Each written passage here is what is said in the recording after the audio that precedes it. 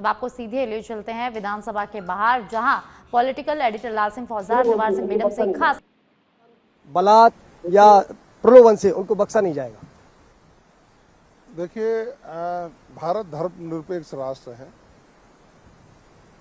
और हर व्यक्ति को अपना धर्म मानने की स्वतंत्रता है, लेकिन जबरन या लालच देकर, डराकर, धमकाकर, शादी का झांसा देकर विभिन्न प्रकार से यदि धर्म परिवर्तन कराने की घटनाएं सामने आती हैं तो ये सोचनीय, विचारणीय विषय है। जब जब कांग्रेस का शासन रहा, इन घटनाओं में वृद्धि हुई और हर धर्म की रक्षा हो,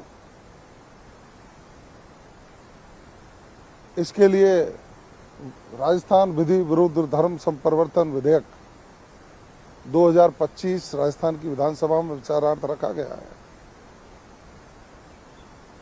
हमारा ये ध्येय है कि कोई भी व्यक्ति जबरदस्ती लालच दे करके धर्म परिवर्तन नहीं कराए।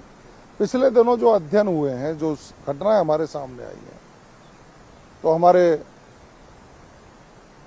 जो आदिवासी लोग हैं उनमें कुछ मिशनरीज काम करके लोगों को धर्म परिवर्तित कराने के लिए प्रेरित करने का काम करते हैं। एससी एसटी के लोगों में, गरीब लोगों को लालच दे करके धर्म परिवर्तन कराने का प्रयास करते हैं।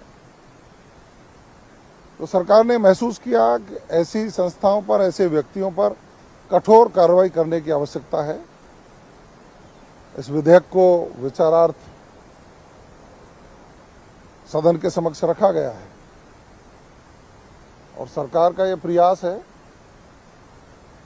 कि धर्म परिवर्तन कराने वाले लोगों के खिलाफ कठोर से कठोर सजा हो, भारी जुर्माना हो, और यदि इस तरीके से कोई अवैध संपत्ति भी है उसको भी ध्वस्त करने का प्रावधान रखा गया है।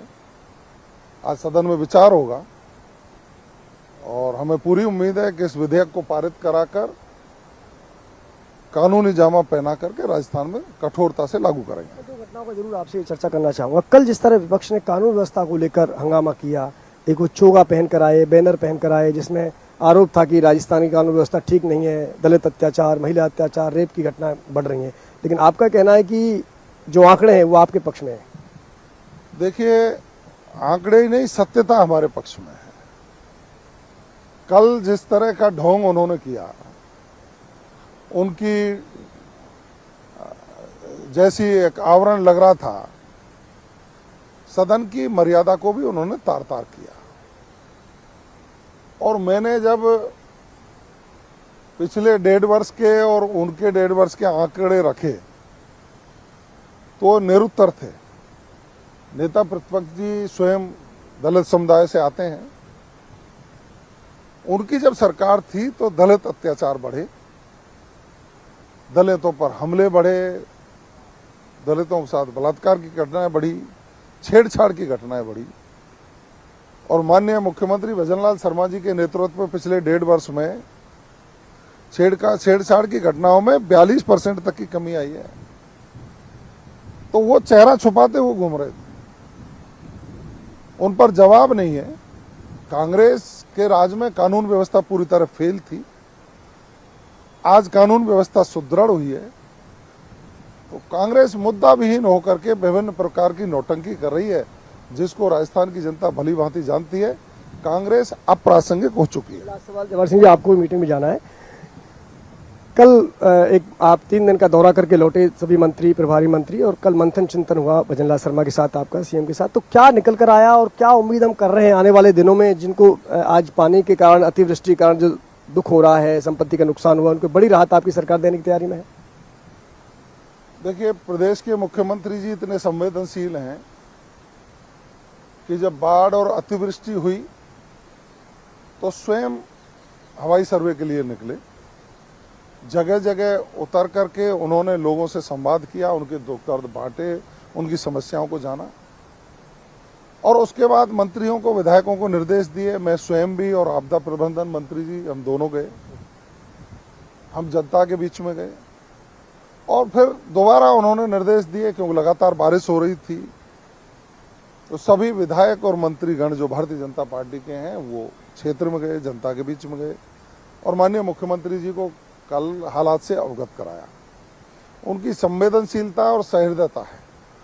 उन्होंने स्पष्ट रूप से कहा है कि अतिवृष्टि और बाढ़ से जो भी जनहानि, धन हानि, किसी मकान का नुकसान, फसल का नुकसान जो भी हुआ है उसको सकारात्मक रूप से आपदा प्रबंधन में जो नियम है उनके तहत उनकी भरपाई करने का काम किया जाएगा। अब यह संवेदनशीलता ही है। आज विधायक दल की बैठक में भी विधायकों से चर्चा करेंगे, लेकिन विपक्ष के साथी ऐसी आपदा में भी जनता के बीच में नहीं गए। कोई एकाध व्यक्ति को छोड़कर सभी लोग यहाँ अपने घरों में बंद रहे। नेता प्रतिपक्ष जी से मैंने पूछा, आप कहीं गए हो तो आपका एक फोटो बता दो, लेकिन नहीं गए। वो सिर्फ घड़ियाली आंसू बहाना जानते हैं, नौटंकी और नाटक करना चाहते हैं। जनता उनको पहचान चुकी है। जनता के बीच में उनका कोई प्रासंगिकता नहीं रही है और राजस्थान की जनता माननीय मुख्यमंत्री भजनलाल शर्मा जी को धन्यवाद भी दे रही है कि हमें पानी की आवश्यकता थी, जल स्तर हमारा बढ़ना चाहिए था। आपके राज में इंद्र भगवान की कृपा हुई है, लेकिन उसके कुछ विपरीत असर हुए तो उसका समाधान हम करेंगे। Thank you. ये थे जवाहर सिंह बेडम, जिनका कहना है कि जल्द ही जो अतिवृष्टि कारण नुकसान हुआ है उस पर सरकार राहत देगी। इसके साथ ही आज धर्मांतरण को लाने वाले बिल को लेकर उनका कहना है कि जिस तरह लगातार प्रदेश में इस तरह की घटनाएं हो रही थी, जबरन धर्म परिवर्तन की बातें सामने आ रही थी, उन पर सरकार आज रोक लगाने का बिल विचारार्थ रखेगी और सदन में पारित किया जाएगा। वीडियो जर्नलिस्ट विनेश के साथ लाल सिंह फौजदार, सच बेधड़क, जयपुर।